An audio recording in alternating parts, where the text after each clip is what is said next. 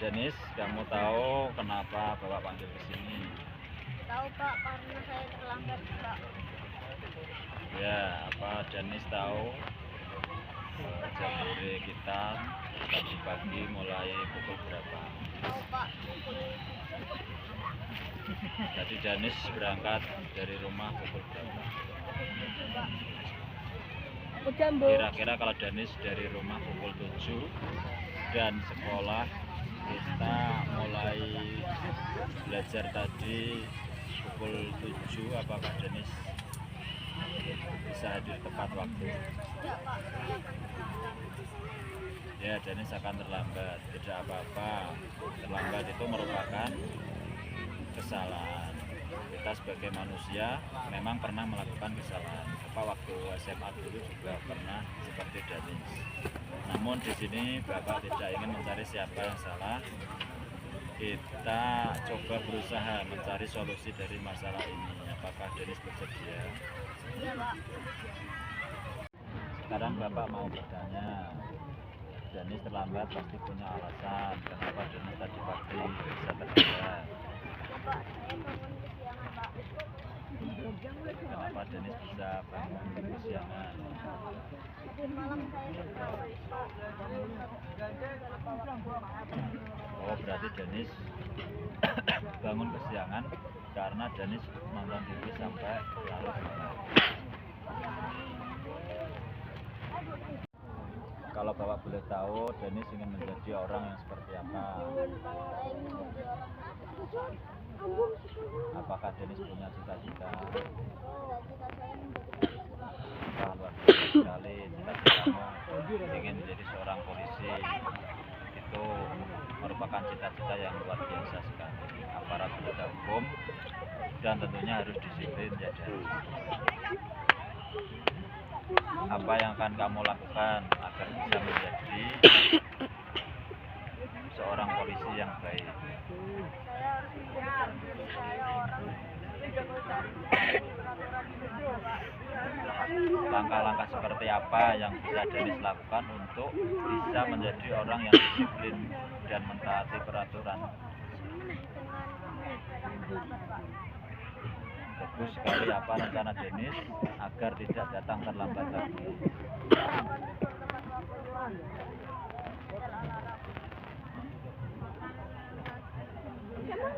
Jika Denis lupa mengatur alarm, apakah ada orang di rumah yang bisa membangun?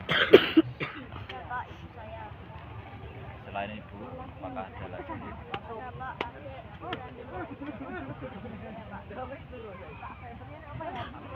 Jadi nanti Denis akan menyetel alarm atau minta bantuan ibu, adik, dan Mbak Uti.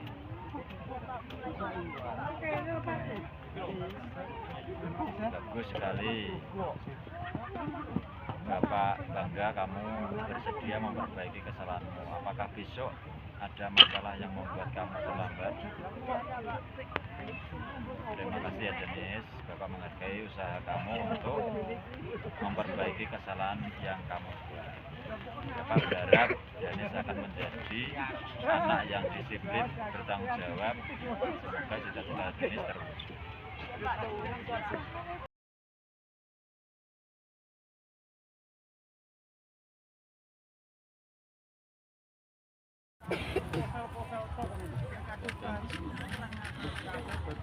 Bisma tahu Bapak panggil ke sini dalam rangka apa?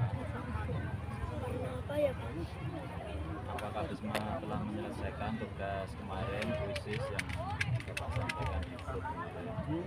Belum Pak, maaf ya Pak. Ya, setiap manusia pasti mempunyai kesalahan. Bapak tidak ingin mencari siapa yang salah. Namun yang terpenting Bisma bisa mengambil pelajaran dari masalah ini. Apakah Bisma bersedia memperbaiki kesalahan ini?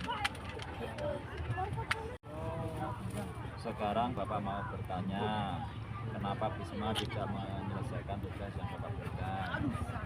Saya ingin sekolah Pak.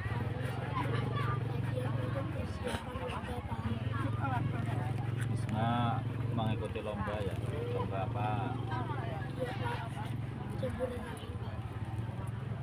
Bapak bangga kamu ikut lomba jambore untuk mengharumkan nama sekolah. Latihannya apakah setiap hari?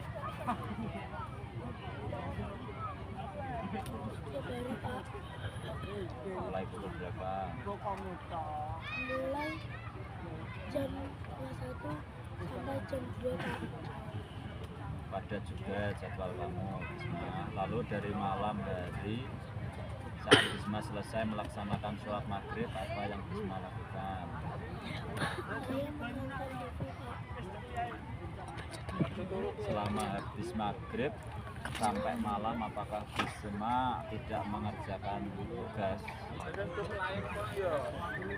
waktu dan melalaikan tugas Pak. Berarti Bisma tidak mengerjakan tugas karena tidak memanfaatkan waktu yang ada dengan baik. Iya Pak. Kalau Bapak boleh tahu, seperti apa Bisma membayangkan siswa yang ideal? Siswa yang rajin belajar, disiplin dan bertanggung jawab Pak. Apakah Bisma ingin menjadi siswa yang ideal? Seperti apa Bisma saat menjadi orang yang Bisma inginkan? Siswa ideal disebutkan. Saya akan melaksanakan semua tugas saya sebagai siswa dengan baik Pak, dengan penuh tanggung jawab. Bagus sekali.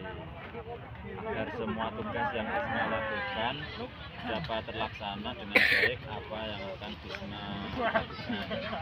Saya akan mencatat tugas yang saya lakukan Pak. Di mana Bisma akan mencatatnya?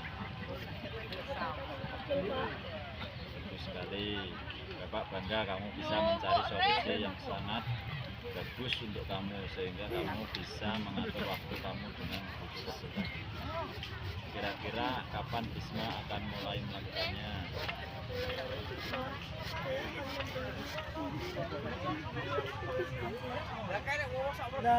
Untuk tugas yang belum Bisma kerjakan sebelumnya bagaimana?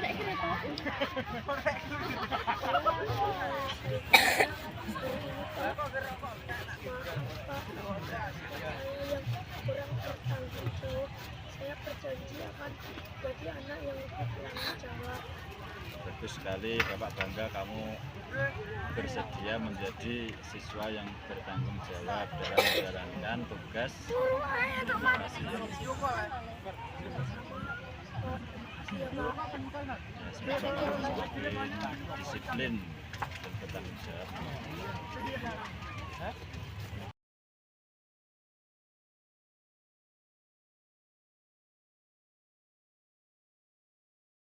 Yang sudah diberi kesepakatan kelas hari ini dari orang dulu yang akan ditambah di sini. Belum, Pak. Yang sudah jadi. Itu udah aku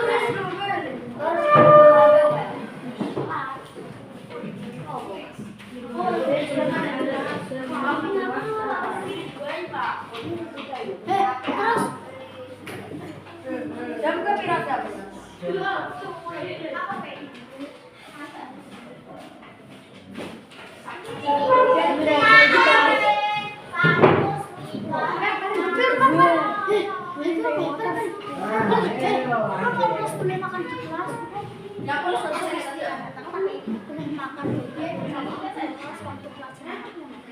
Silakan yang belum, laki-laki yang sudah siap bisa maju.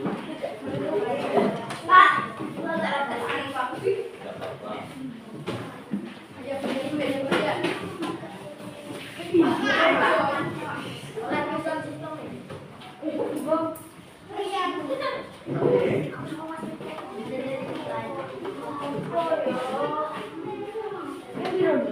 Caranya sangat bisa.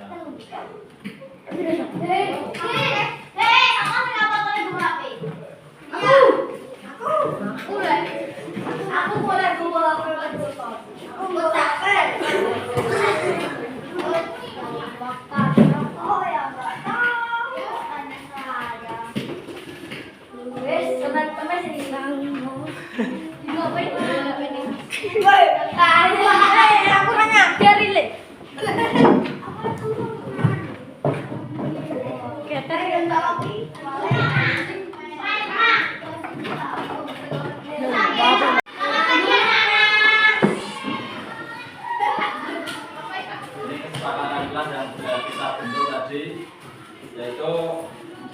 kehadiran tepat waktu 3 bulan dan tambah. Masuk jam berapa?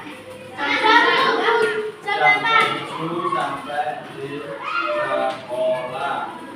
Ini menjaga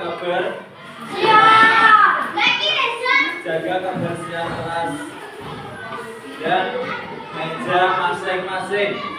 Buang sampah pada tempatnya. Jaga kelasmu sama lingkungan kelas. Sudah disepakati tadi.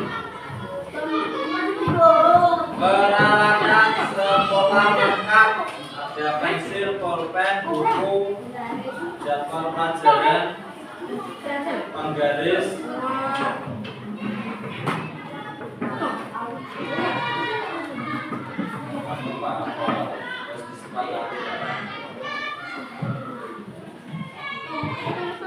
seragam sekolah lengkap, mulai dari topi sampai sepatu hitam.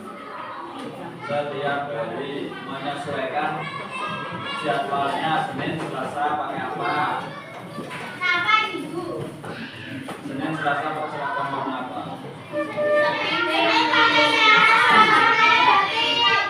Senin merah putih, Selasa Kamis Jumat Sabtu lengkap apa enggak?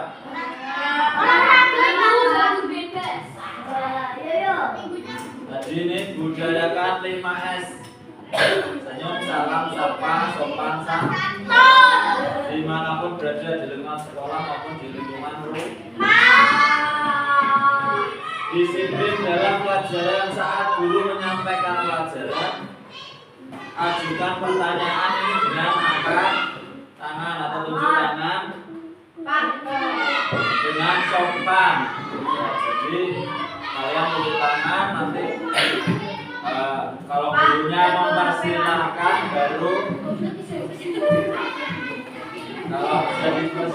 baru kalian menjawab. Kalau tidak dipersilakan, tidak diperkenankan untuk menyampaikan pendapat.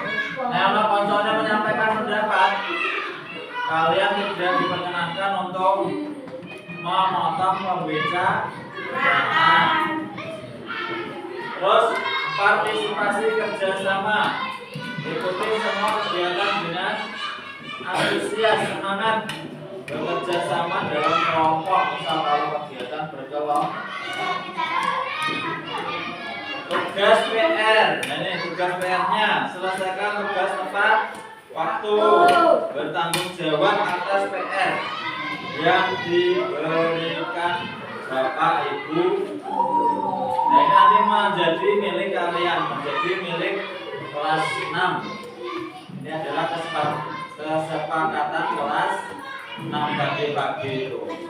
Jadi kalau melanggar bagaimana? Kalau melanggar kesepakatan kelas akan dijatuhi hukuman, akan dicatat berarti belum mengikuti kesepakatan bersama. Berarti melanggar kesepakatan yang ada. Melanggar kesepakatan berarti tidak punya kemandirian, tidak punya tanggung jawab. Setuju apa enggak ini? Apa yang di gambar ini tadi sudah di sini terus jadi ini. Bagus ya. Kalian kalau bisa buat ini, buat karya ini di rumah bisa. Contoh ini di kertas manila digambar. Ini ditempel di kelas kita.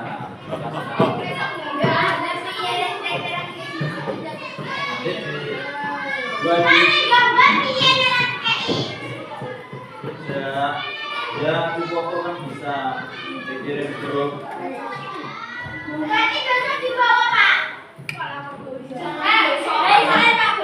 Ya 1 minggu toh, 1 minggu. Nanti yang bagus ditempel di kelas 6.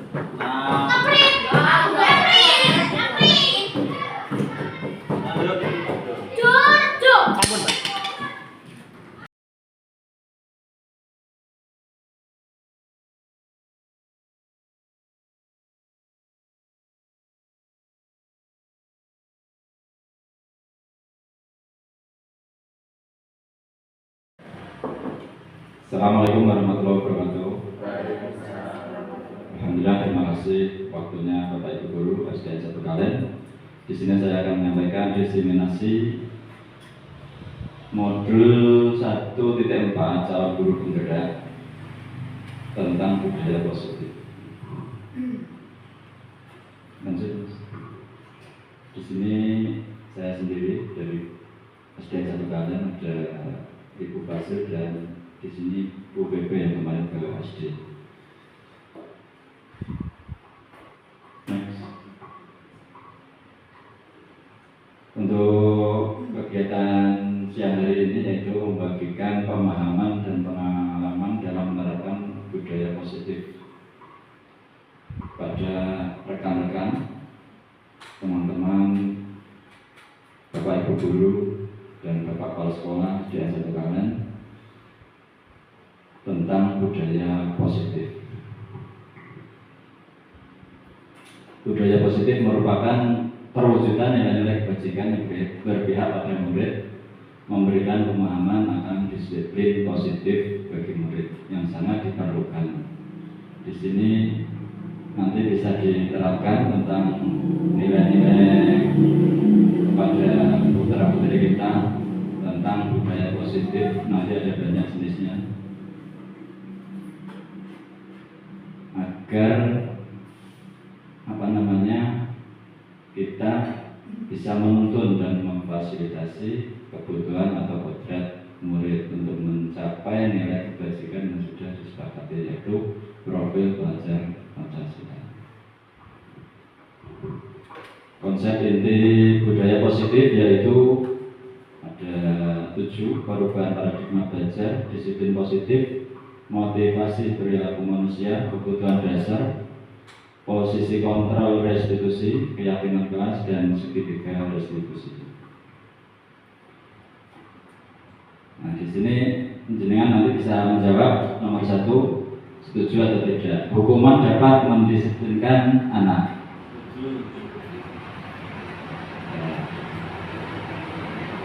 Nomor 2, pemberian hukuman dengan hal positif seperti membaca, membersihkan halaman sekolah dapat meningkatkan disiplin anak. Setuju? Memberi penghargaan dapat meningkatkan motivasi belajar anak. Setuju? Nah, di sini kita akan merubah paradigma kita nanti. Di sini jawabannya semuanya itu tidak setuju. Ya. Nanti kita lebih dalam lagi. Materi pertama, perubahan paradigma belajar. Lanjut. Ini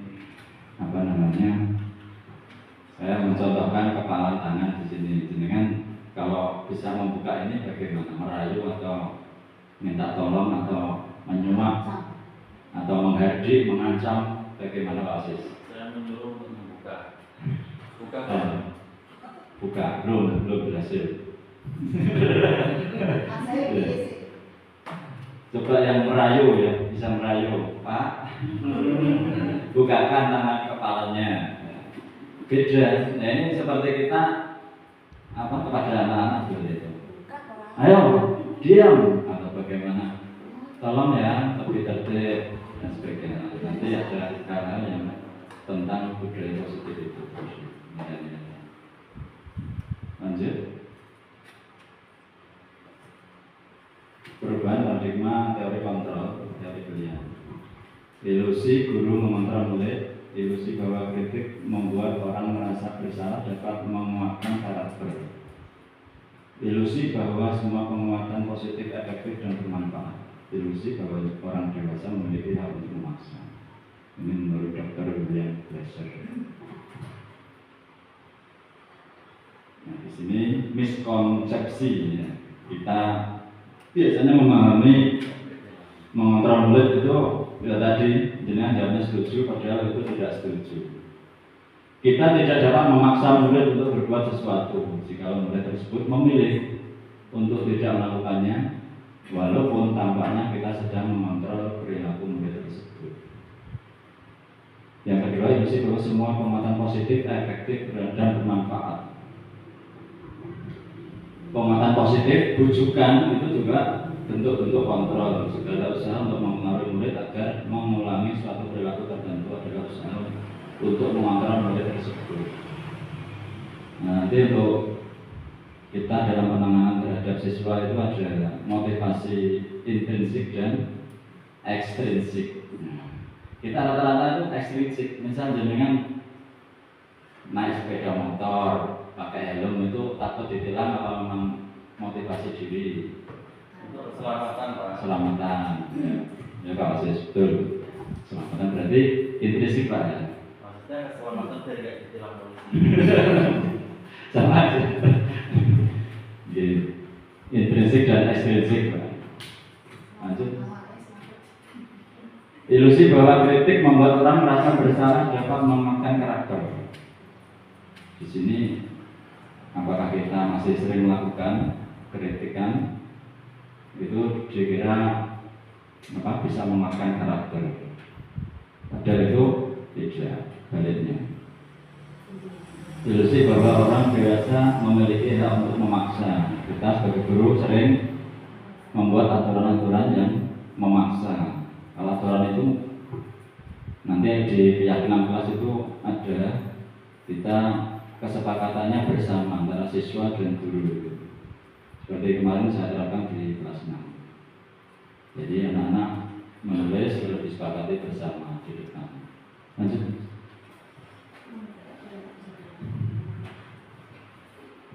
Jika kita ingin melakukan perubahan perlahan atau kemajuan sedikit demi sedikit, maka kita perlu mengubah sikap atau perilaku kita. Tetapi jika kita ingin memperbaiki cara-cara utama kita, maka kita perlu mengubah cara pandang kita terhadap dunia, cara berpikir kita tentang manusia lain. Ini paradigma stimulus respon.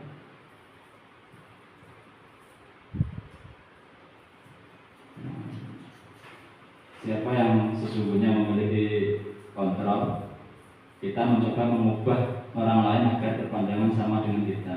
Teori kontrolnya, kita berusaha memahami pandangan orang lain tentang dunia dan sebagainya.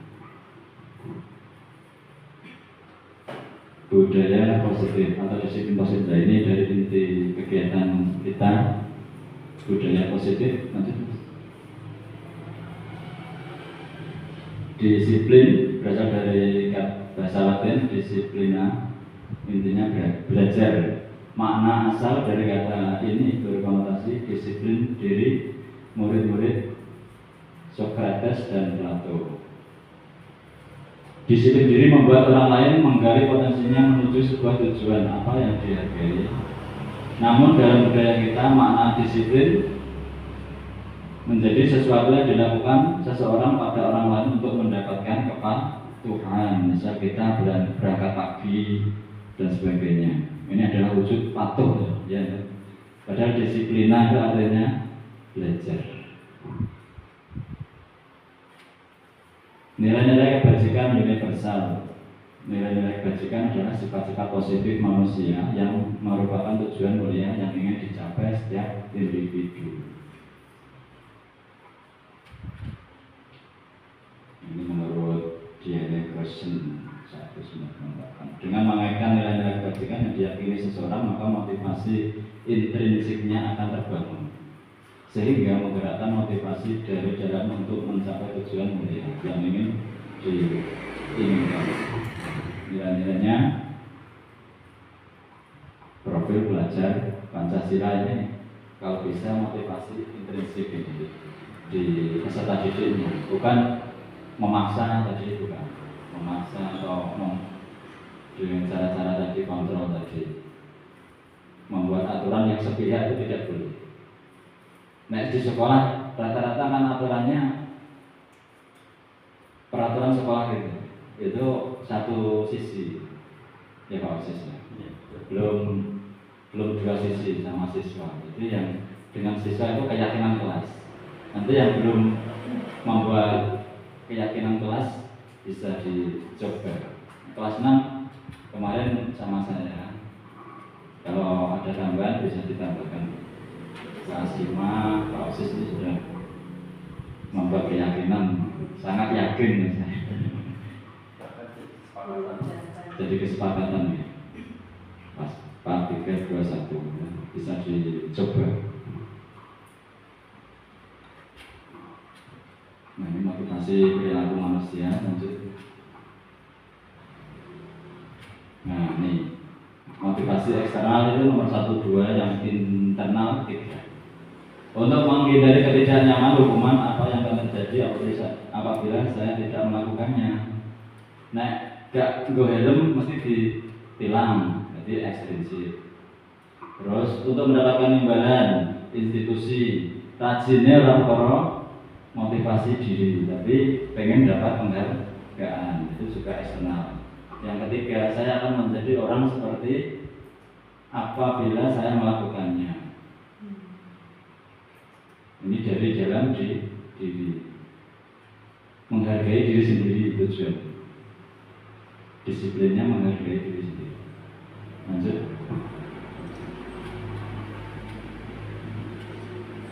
Perbedaan hukuman dan konsekuensi di situ. Kita contoh yang tengah, anak membenci kedisiplinan, konsekuensi anak menghargai disiplin. Jadi di sana, sebelah sana itu apa? Hukuman itu bisa seperti itu, mendorong anak menyakiti diri sendiri.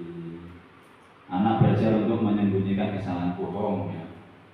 Misal jangan tanya tapi kalau tidak tepat dalam bertanya akan berbohong. Maksudnya memaksa atau kita mengharapkan itu positif, ke arah positif, ya anak otomatis bohong. Misal sholat atau tidak, nah kalau sholat nanti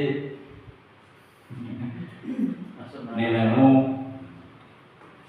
jelek sekali ya. Ini berapa persen nanti akan berbohong. Marah, bersalah, jadi efek-efek yang hukuman itu efeknya di sebelah sana, fisik. Jadi marah, bersalah, dia dipermalukan tuh sangat akan diingat sampai dewasa. Merasa tak dihargai akan teringat sampai nanti dewasa. Hukuman itu, jadi agak dikurangi sekarang hukuman-hukumannya. Jadi ke arah ke kesepakatan bersama, dan kesepakatan itu anak tidak akan sedih, marah dan sebagainya. Wong kesepakatan, misal di kelas mengerjakan PR tepat waktu dan sebagainya, nanti ada hasilnya dari kelas nanti. Kalau tidak menepati itu bagaimana? Ya ada konsekuensinya. Contohnya apa sih konsekuensi Pak? Yang ringan saja, tidak memberatkan dan tidak menyakiti. Yang dengan terapkan, maksudnya kalau tidak memakai seragam lengkap misal di kelas dan sebagainya, tidak mengerjakan PR, tidak tepat waktu masuk, biasanya dengan suruh nyanyi atau apa. Kalau saya sejauh ini tidak pernah disiplin semuanya. Misalnya tidak mengerjakan PR ya saya gali kenapa tidak mengerjakan PR. Pakai pendekatan. Ya. Lupa Pak, dan lupa kenapa. Seperti mengerjakan di luar kelas berarti masuk hukuman. Itu hukuman akan diingat sampai dewasa. Atau mengambil misal seragamnya tidak lengkap, makanya bisa contoh gurunya yang memang tegas ya, pulang, itu termasuk hukuman. Jadi karakter guru yang sebagai manajer atau pemantau. Tidak ada toleransi maksudnya sama anak.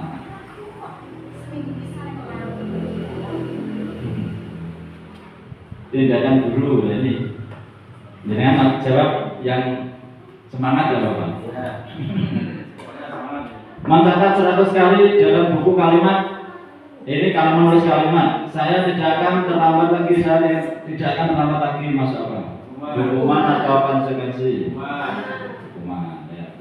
Kita simpan. 2. Lari mengelilingi lapangan basket 2 kali karena terlambat hadir sekolah. Murid diminta push up 15 kali, tidak memakai masker.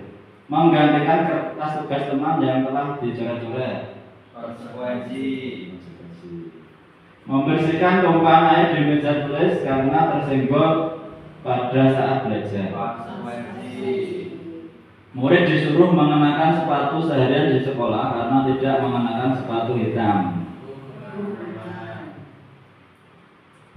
Lari mengelilingi lapangan basket 2 kali karena terlambat 10 menit untuk pelajaran olahraga. Konsekuensi. Konsekuensi. Ya, lanjut mas, jawabannya kita lihat. Nah, ya tadi betul hukuman, konsekuensi betul, konsekuensi hukuman. Ini konsekuensi. Karena terlambatnya pelajaran olahraga, tidak apa-apa. Khusus pelajaran olahraga, karena olahraga identik dengan fisik. Karena kalau 10 menit di awal sudah dapat pemanasan. Iya, ada pemanasan. Jadi anak itu mengganti pemanasannya. Lanjut. Tentang kebutuhan dasar manusia ada 5. Lanjut. Dr. William Wilshire ada 5 ini. Anak ini membutuhkan 5 ini. Bertahan hidup, kasih sayang, penguasaan, kesenangan, kebebasan. Ya, lanjut. Nah, kebutuhan untuk bertahan hidup itu yang bagaimana? Yang bersifat fisiologis untuk bertahan hidup, misalnya kesehatan, rumah, makanan. Ketika anak selalu meminta bekal makanan temannya, itu kan jangan menyikapi, jangan konotasi negatif dulu. Nah, ternyata benar Pak Wasis tadi dengan pendekatan dulu, ya, pendekatan. Kenapa? Dia akan cerita. Segitiga restitusi itu ada tahapannya, tidak. Kenapa? Jalui masih nih teman.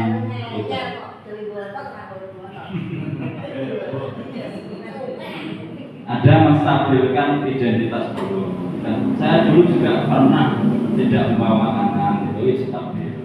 Dan yang kedua, kenapa? Baru kenapa? Mengapa tidak membawa makanan? Terus, tapi ditanya, kamu ingin jadi apa? Caranya, saya ingin jadi dokter, Bu. Ya, dokter itu akan menjaga kesehatan dengan makan makanan yang bergizi.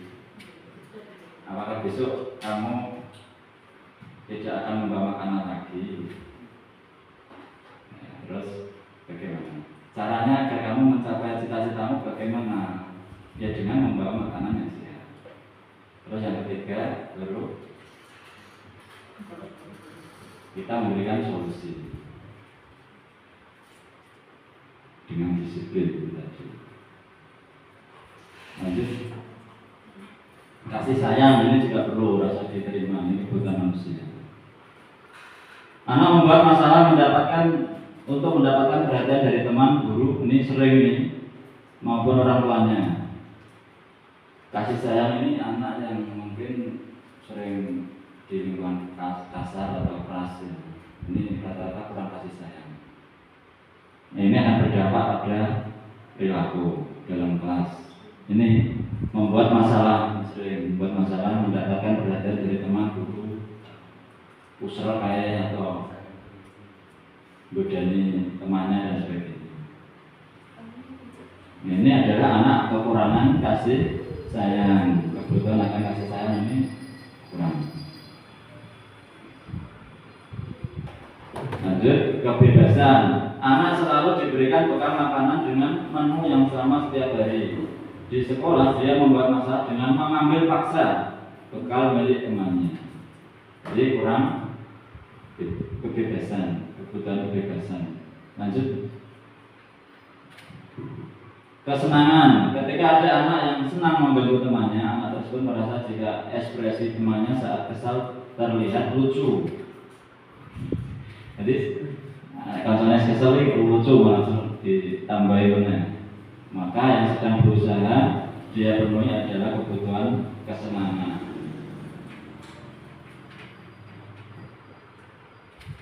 Kebutuhan penguasaan perasaan ini apabila ada anak yang merasa hebat setelah mengganggu temannya karena temannya menjadi takut dan menuruti keinginannya, maka anak tersebut berusaha memenuhi kebutuhan dasarnya kekuasaan. Lanjut. Yang kelima, posisi kontrol restitusi. Nah, ini posisi jenengan yang mana? A. Penghukum, B. Teman, C. Pembuat rasa bersalah, manajer atau pemantau. Di situ. Nanti contoh-contohnya. Lanjut. Penghukum. Seorang penghukum bisa menggunakan fisik atau verbal. Guru menerapkan posisi penghukum akan berkata, patuhi aturan saya. Atau awas kalau kamu tidak melakukannya. Kamu selalu salah. Selalu, pasti selalu terakhir selesai kamu. Guru seperti ini senantiasa percaya hanya pada satu cara agar pembelajarannya berhasil. Berarti jenengan kalau seperti ini posisi penghukum. Penghukum. Ya, lanjut. Membuat orang merasa bersalah, ini sering juga. Menggunakan keheningan, kata-kata lembut yang membuat orang lain merasa tidak nyaman, bersalah atau rendah diri. Kata-kata lembut yang keluar, ibu sangat kecewa sekali dengan kamu. Ibu sangat kecewa sekali padamu. Padahal lembut tapi di situ kecewa sekali, sangat kecewa. Ya, dia merenung seperti itu. Berapa kali bapak harus memberitahu kamu ya? Gimana coba kalau orang tua kamu tahu kamu berbuat seperti ini? Nah, di posisi ini murid akan memiliki penilaian diri yang buruk, merasa bersalah, tidak dihargai, mengecewakan orang lain yang disayanginya. Lanjut. Posisi teman. Guru tidak akan menyakiti murid, namun akan berupaya mengontrol murid. Ayo bantulah demi bapak ya. Ayo ingat tidak bantuan bapak selama ini. Ya sudah, kali ini tidak apa-apa, nanti ibu bantu bereskan. Hal negatif dari posisi teman adalah bila suatu saat guru tersebut tidak membantu, maka murid akan merasa dikecewakan, tidak mau lagi berusaha. Hal lain yang timbul adalah murid hanya akan bertindak untuk guru tertentu dan tidak untuk guru lainnya. Murid akan tergantung pada guru tersebut. Pemantau, memonitor atau mengawasi, tapi tidak menghukum. Jadi kalau tidak menerapkan hukuman, namun mengingatkan, ya, mengingatkan berarti posisi dengan pemantau. Peraturannya apa? Hanya tanya saja. Apa yang telah kamu lakukan? Sanksi atau konsekuensinya apa? Tanya. Sudah ada kesepakatan belum? Nah, jadi tidak terus lari 10 kali, tidak menentukan sendiri. Pulang ambil lagi bukumu dan sebagainya. Hanya pendekatan pemantau. Lanjut. Posisi manajer. Posisi di mana guru berbuat sesuatu bersama murid, mempersilahkan murid mempertanggungjawabkan perilakunya. Ini posisi yang sangat bagus di sini. Manajer.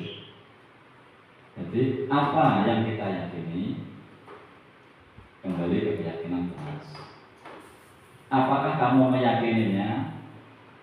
Jika kamu meyakininya, apakah kamu bersedia memperbaiki? Jika kamu memperbaiki, hal ini menunjukkan tentang apa dirimu, apa rencana kamu untuk memperbaiki hal ini. Nah, di sini posisi manajer ini sangat bagus untuk diterapkan. Lanjut, yang tadi pendekatan, terus tanya cita-citanya, terus bagaimana untuk menggapai cita-cita tersebut. Nah, baru kita arahkan. Nah ini coba kita jawab lagi. Saya kecewa sekali dengan kamu, masuk yang mana? Penghukum atau manajer membuat merasa bersalah? Merasa bersalah, disimpan ya.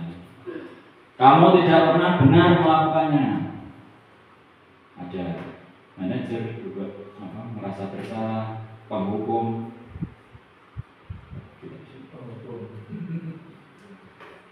Teman, penghukum. Ayolah lakukan demi ibu bapak. Apakah kamu mau mendapatkan stiker bintang hari ini?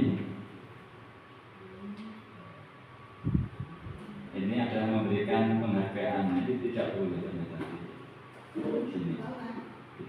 Tidak diperkenankan. Jadi nanti motivasinya ekstrinsik.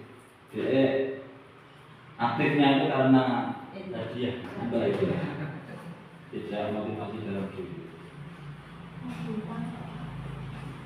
Tidak dilarang. Bagaimana kamu bisa menyelesaikan masalah ini? Ya nanti kamu selalu yang paling terakhir. Ya kita lihat jawabannya di sini. Nah di sini yang paling bagus yang manajer itu. Bagaimana kamu bisa menyelesaikan masalah ini? Lanjut. Keyakinan kelas. Jadi yang saya sampaikan lanjut mas untuk kenapa tidak peraturan saja harus keyakinan kelas di sini? Mengapa tadi yang menggunakan helm, mengapa tidak memiliki peraturan tentang menggunakan masker dan mencuci tangan setiap saat? Lanjut. Nah, ini adalah keselamatan dalam diri. Motivasinya ekstrim. Lanjut. Nah, ini pembentukan keyakinan kelas itu seperti itu. Lanjut dengan bahasa intinya dengan bahasa positif. Tidak, maksudnya tidak boleh ramai itu bahasa zaman dulu. Nanti bahasanya ada di sini yang positif dalam membentuk suatu keyakinan kelas. Prosedurnya di sini mempersilahkan murid mencatat misalnya di post-it yang warna-warni itu, terus ditempelkan, terus nanti dibacakan. Nanti yang paling banyak berarti ya itu berarti misal ada 2-3 anak yang sama dari salah satu ya, terus dirangkum menjadi keyakinan kelas. Lanjut. Bisa langsung jawabannya. Nah, selalu kembalikan buku pada tempatnya. Ini adalah bahasa-bahasa peraturan seperti itu. Tidak seperti itu bahasanya maksudnya. Kalau zaman dulu kan seperti itu loh. Selalu kembalikan buku pada tempatnya. Ini keyakinan kelasnya tanggung jawab. Dilarang mengganggu orang lain ya, dilarangnya itu tidak gitu.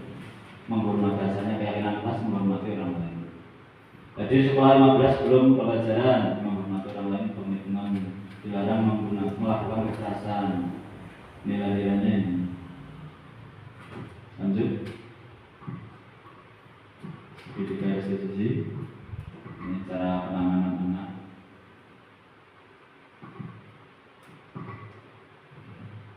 Jadi proses menciptakan kondisi murid memperbaiki kesalahan mereka itu dengan segitiga restitusi. Lanjut. Nah, ciri-cirinya seperti ini.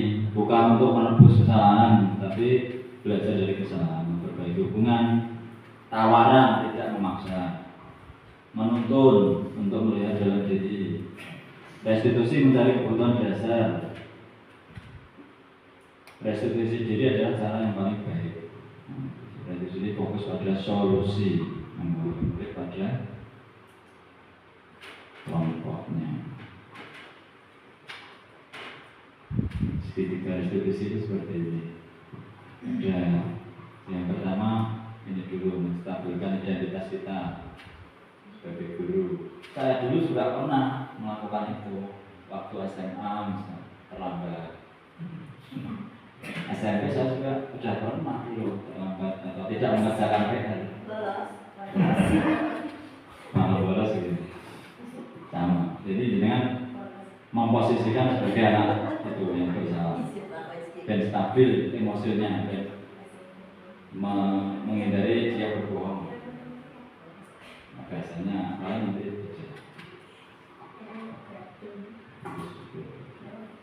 nah ini seperti ini, stabilkan itu. Berbuat salah itu hal yang manusiawi, tidak ada manusia sempurna seperti itu stabil. Jadi merasa sama, oh enggak ada yang sempurna, berarti saya juga gurunya sama anaknya sama. Bapak Ibu juga berbuat salah, kita pasti menyelesaikan masalah ini. Bapak Ibu tidak tertarik untuk mencari tahu siapa yang benar, siapa yang salah. Bapak Ibu tertarik untuk menyelesaikan masalah. Lanjut. Validasi kebutuhan. Di sini, kamu bisa saja kan melakukan hal yang lebih buruk, tapi kamu tidak melakukannya. Kamu pasti punya alasan mengapa melakukannya. Apa yang penting bagi kamu? Nah, seperti contoh-contohnya. Ini guru BK misalnya, psikologi seperti itu menerapkan seperti itu. Guru SD 1 Kalen juga menerapkan segitiga restitusi. Lanjut. Nah, ini menanyakan keyakinan itu nilai apa yang kita percaya di sekolah ini. Terus, kelas yang ideal seperti apa? Kamu ingin jadi anak yang bagaimana? Cita-citamu ingin jadi apa? Lanjut. Implementasi yang sudah dikerjakan. Lanjut. Ini nggak bisa diputar ya, soalnya PowerPoint. Bisa nggak Mas? Bisa Mas. Ya 16. Langsung di tengah-tengah. Ini anak-anak kelas 6. Langsung tengah Mas. Tengah. Anak menulis keyakinan kelas terus ditempel di. Nah itu satu-satu seperti itu. Misal apa kesepakatannya gitu. Tulis ditempel dulu, baru dirangkum gurunya. Ya, jadi satu-satu semua mempunyai hak yang sama menulis. Ya lanjut Mas, bisa ini dilewati seperti itu caranya. Terus ini keyakinannya seperti itu. Sudah jadi.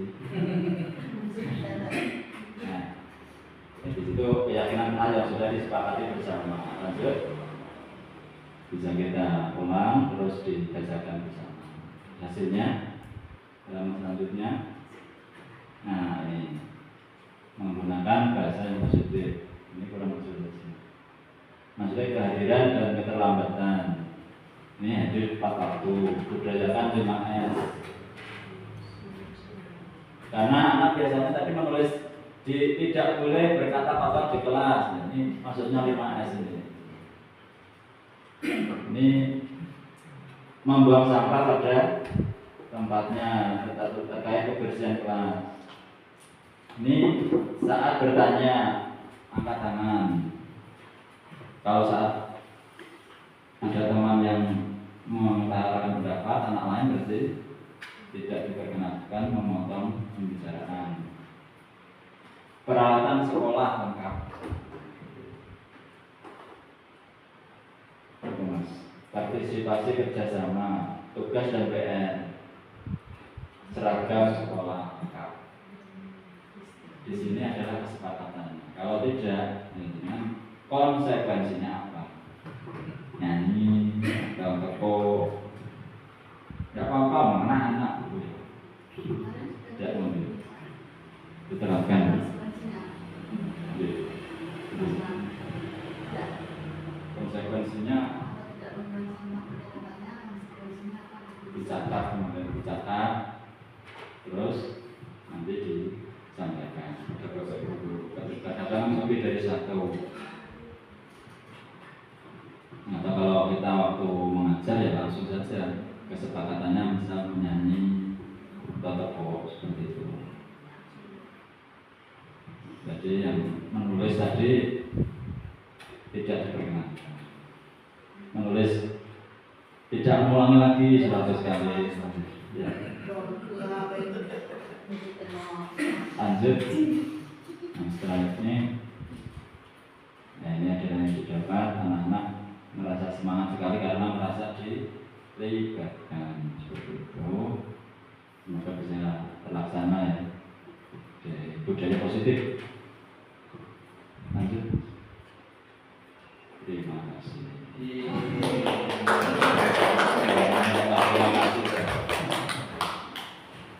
Mau lihat video segitiga restitusi Bang? Boleh, Ya. boleh. Harus dihubungkan Bluetooth dulu. Itu saya laksanakan waktu di apa namanya?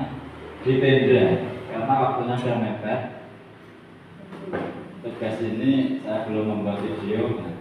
Tengah malam waktu itu waktu main tenda itu saya sedang rekaman. Ya. Tengah malam 11-an. Ya.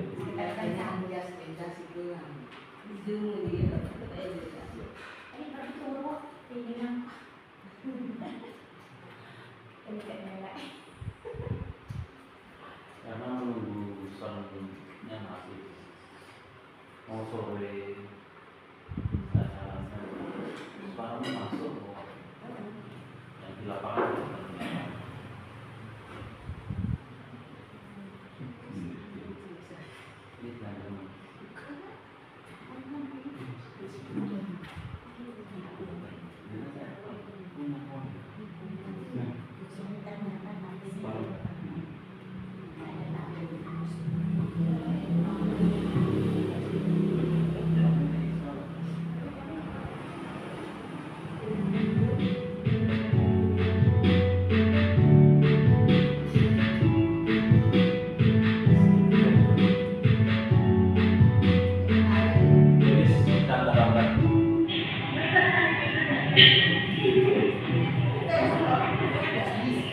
Jadi kamu tahu kenapa orang di sini. Ini memang terlambat ya waktu ini tapi sebelum tema kita kami mulai Janis berangkat dari rumah. Kira-kira kalau Janis dari rumah pukul 7 dan sekolah kita mulai belajar tadi pukul 7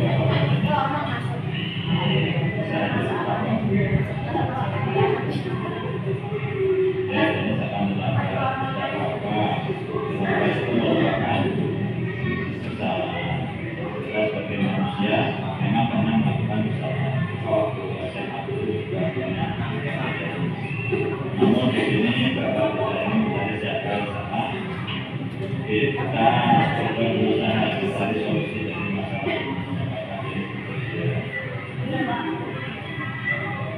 karena Bapak menjadi basic tindakan Islam pengawasan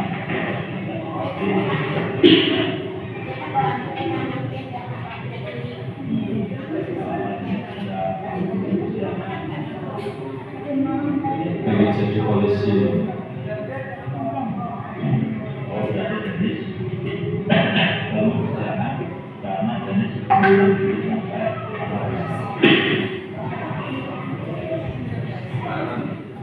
kalau Bapak boleh tahu menanyakan keyakinan orang apakah ini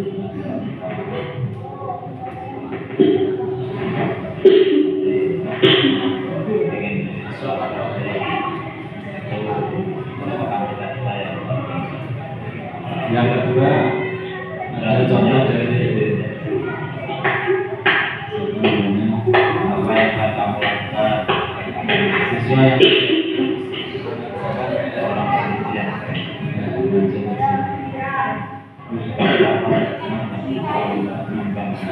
orang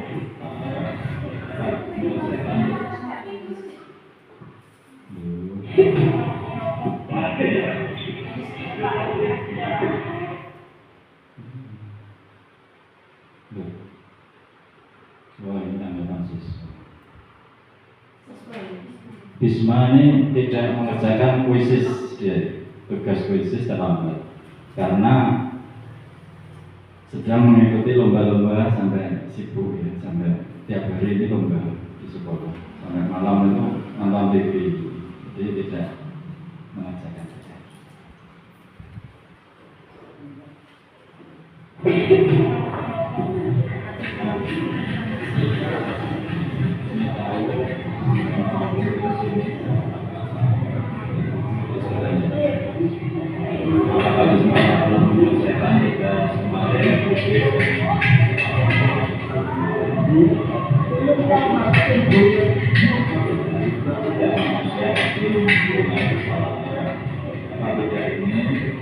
Mencari siapa yang salah. Namun yang ini Bisma bisa mengambil pelajaran dari masyarakat ini.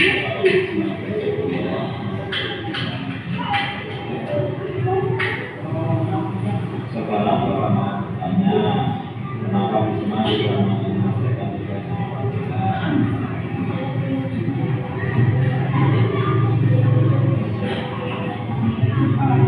Ini karena lomba, cita-citanya ingin menjadi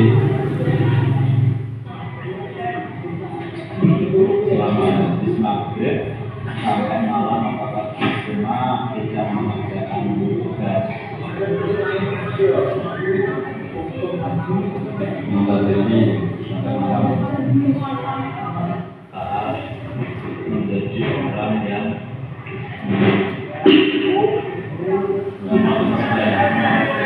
dilaksanakan apa yang Ya, karena banyak suara yang masuk. Terima kasih. Itu dari saya. Terima kasih waktunya. Kurang lebihnya mohon maaf. Assalamualaikum warahmatullahi wabarakatuh.